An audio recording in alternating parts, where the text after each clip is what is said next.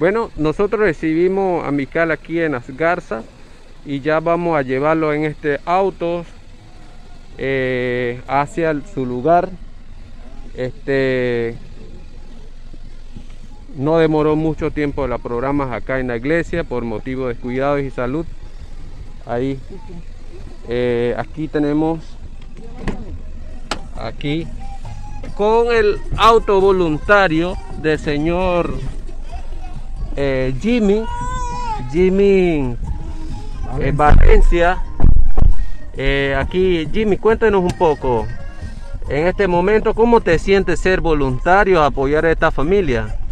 Bueno, me siento bien, ahora contento porque uno aporta un granito de arena a la persona que realmente necesita. Entonces, no solamente uno se tiene que ver de que no, porque eso no puede pasar, eso no puede pasar a cada uno. Y bueno, más con la bendición de Dios, que bueno, que la niña se mejore y que tenga éxito en su operación. Y bueno, es un aporte que le estoy diciendo a todo aquel que pueda aportar. Bueno, así la palabra es aporte de señor Jimmy Valencia, miembro de la comunidad aquí de La Tecas. Pues ha sido voluntario como chofer y con su vehículo, pues hacerle aporte para que la llegada de la niña Mical sea en realidad aquí en la comunidad de La Garza. De hecho, nos sentimos privilegiados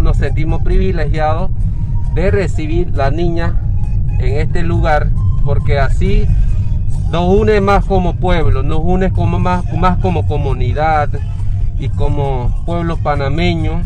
Estas situaciones, nobles causas, pues nos llaman a todos nosotros en este momento, y agradecemos aporte a cada uno de los que pudieron aportar, y también pues la voluntad y bondad que tiene este señor chofer, que han hecho un aporte grandísimo de ir a buscar Mical y traerlo a La Garza, y ya estamos de vuelta de nuevamente. Así que muchísimas gracias a señor Jimmy en este momento. Pues muchas gracias, y con ustedes todos. En la iglesia La Santa Ciudad hacemos pasar a la niña Mical, por favor. Puede pasar adelante. Por tus palabras dijiste, estas señales seguirán a lo que creen. Dios te bendiga, hermano. Dios te bendiga. Bienvenidos.